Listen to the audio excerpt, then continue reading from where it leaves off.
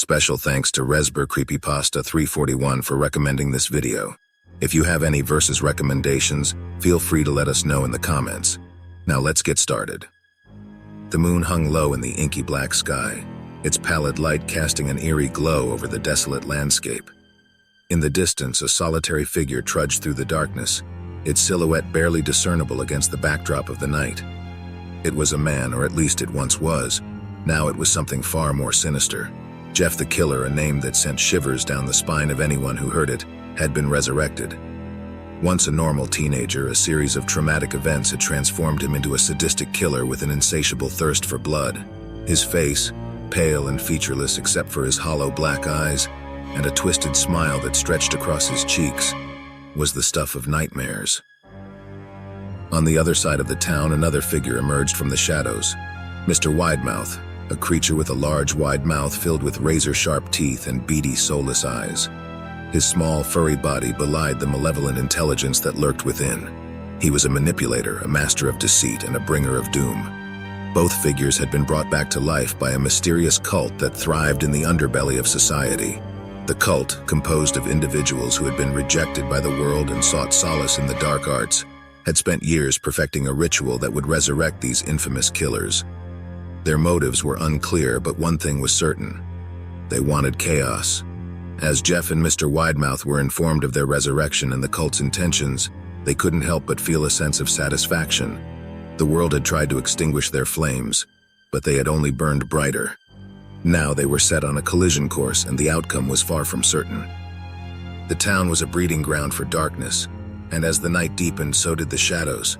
Jeff the Killer and Mr. Widemouth, two figures born from the abyss of human fear, plotted their next moves. Although they had been resurrected by the same cult and for the same purpose, trust was a luxury they couldn't afford. Jeff, his twisted smile ever present, sharpened his knife with meticulous care. The blade, an extension of his own twisted soul, gleamed in the dim light of his hideout. Memories of his past swirled in his mind like a tempestuous storm. The world had betrayed him, time and time again, and now he was ready to exact his revenge. Mr. Widemouth, on the other hand, plotted with a different kind of intensity. His mind, a labyrinth of cunning and deceit, worked tirelessly to anticipate every possible outcome of their impending confrontation. He had always been a master manipulator, pulling the strings from behind the scenes, and this time was no different. As the hours ticked by, the two figures prepared for battle. Each had their own strengths, their own weapons, and their own strategies.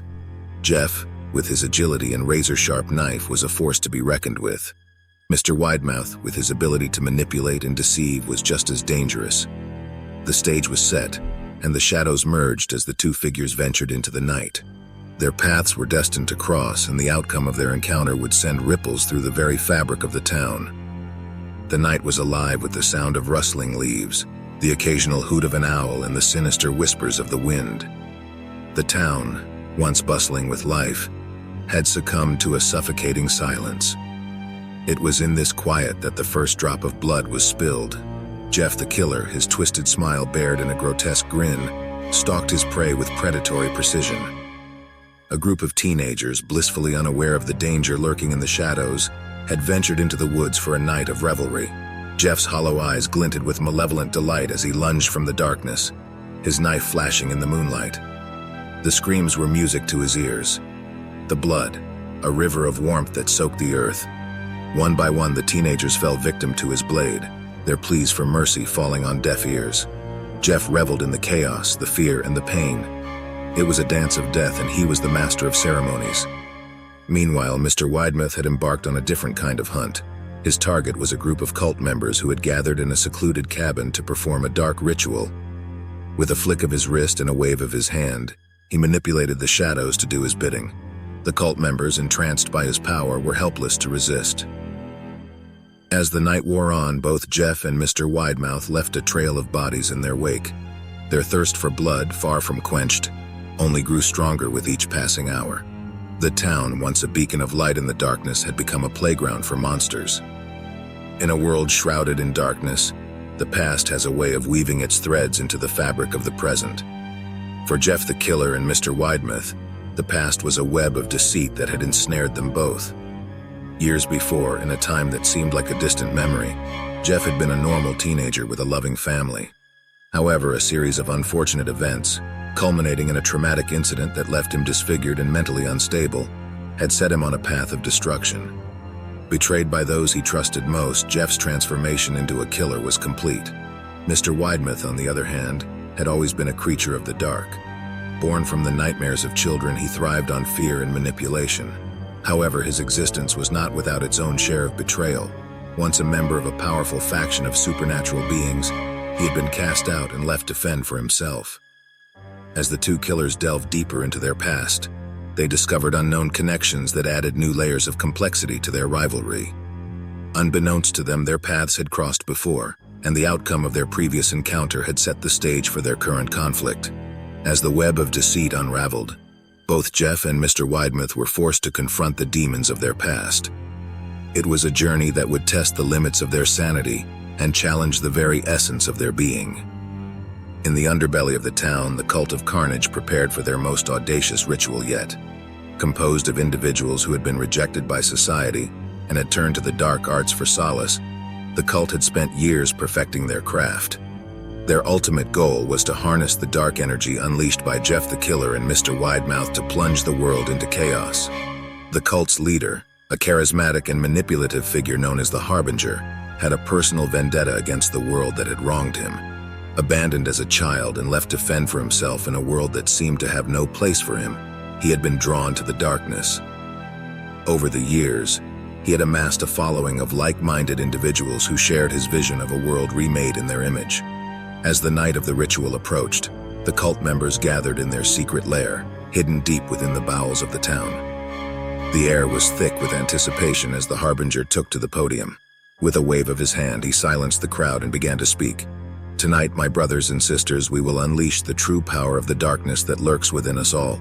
With the energy harnessed from the battle between Jeff the Killer and Mr. Widemouth, we will cast off the shackles of this world and ascend to a higher plane of existence." As the cult members listened with bated breath, the Harbinger revealed the final piece of the puzzle. A sacrificial lamb, bound and gagged, was brought forth. It was a symbol of the world that had rejected them, and its blood would be the catalyst that would set their plan into motion. The moon hung low in the sky, casting an eerie pallor over the landscape. It was a night that would be remembered for the blood that was spilled and the lives that were lost. The killing fields, once a serene meadow, had been transformed into a battlefield. Jeff the Killer, his twisted smile a mask of malevolence, prowled the fields with a hunger that could never be sated. Mr. Widemouth, his eyes ablaze with a dark fire, stalked his prey with a predator's grace. The cult of Carnage, their ranks bolstered by the dark energy unleashed by the ritual, descended upon the town with a fervor that bordered on madness. As the battle raged on, the lines between friend and foe became blurred. Betrayals were commonplace, and alliances were forged and broken in the blink of an eye. Jeff and Mr. Widemouth, locked in a deadly dance, were the eye of the storm that raged around them. With each swing of his knife, Jeff cut a swathe through the cult members who stood in his way. Mr. Widemouth, with a wave of his hand, manipulated the shadows to do his bidding. The cult members, driven by a blind devotion to the Harbinger, fought with a reckless abandon that belied their humanity. As the night wore on, the killing fields were transformed into a sea of blood and bodies. The town, once a symbol of hope and prosperity, had been reduced to a smoldering ruin. The cult of Carnage, their numbers decimated, retreated into the shadows from whence they came. In the aftermath of the battle, the landscape was littered with the bodies of the fallen. The once lush meadow was now a barren wasteland, a testament to the ferocity of the conflict that had unfolded. Amidst the carnage, twisted alliances began to form. Jeff the Killer, fueled by a rage that burned with the intensity of 1,000 suns, sought an alliance with Mr. Widemouth. It was a partnership born out of necessity rather than mutual respect. Both killers, despite their differences, shared a common enemy in the cult of Carnage. Mr. Widemouth, ever the opportunist, saw the potential benefits of joining forces with Jeff. Together they could hunt down the remaining cult members and put an end to their reign of terror once and for all. With a reluctant nod of agreement, the alliance was formed. As Jeff and Mr. Widemouth set out on their mission of vengeance, they were forced to confront their own inner demons. For Jeff, it was the memory of his family and the events that had led him down a dark path. For Mr. Widemouth, it was the realization that he had been cast aside by his own kind, and left to fend for himself in a world that had no place for him. As the duo delved deeper into the heart of darkness, they discovered that the Cult of Carnage had been planning something far more sinister than they could have ever imagined. The Harbinger, driven by a twisted sense of purpose, had hatched a plan to harness the dark energy unleashed by the battle and use it to open a portal to another dimension.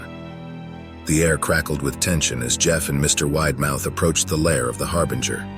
It was a place shrouded in darkness, where the lines between reality and nightmare were blurred. This was the epicenter of the Cult of Carnage's power and the final battleground.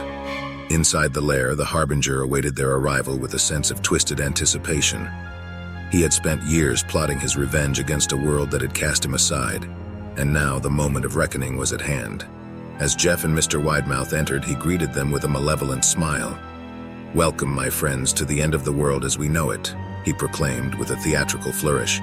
Without warning, the Harbinger unleashed a torrent of dark energy, forcing Jeff and Mr. Widemouth to leap into action. A battle of epic proportions ensued, with the fate of the world hanging in the balance. As the battle raged on, it became clear that the Harbinger was a force to be reckoned with. His command over the dark arts was unparalleled, and his ability to manipulate the shadows gave him a distinct advantage. However, Jeff and Mr. Widemouth, fueled by a burning desire for vengeance, fought back with everything they had. In a moment of desperation, Jeff and Mr. Widemouth combined their powers in a last-ditch effort to defeat the Harbinger. With a surge of energy, they unleashed a wave of destruction that ripped through the lair, leaving nothing but rubble in its wake. As the dust settled, Jeff and Mr. Widemouth surveyed the scene. The Harbinger, his plans foiled, lay defeated amidst the ruins of his lair. With a nod of approval, Jeff and Mr. Widemouth turned and walked away, leaving the past behind them. With the Harbinger defeated, Jeff and Mr. Widemouth could finally breathe a sigh of relief. However, their uneasy alliance was about to be put to the ultimate test. As they made their way back through the desolate landscape, Mr. Widemouth turned to Jeff with a sinister grin. "You know, Jeff," he said with a casual shrug, "I never really intended to let you walk away from this." Before Jeff could react, Mr. Widemouth lunged at him with a ferocity that took him by surprise.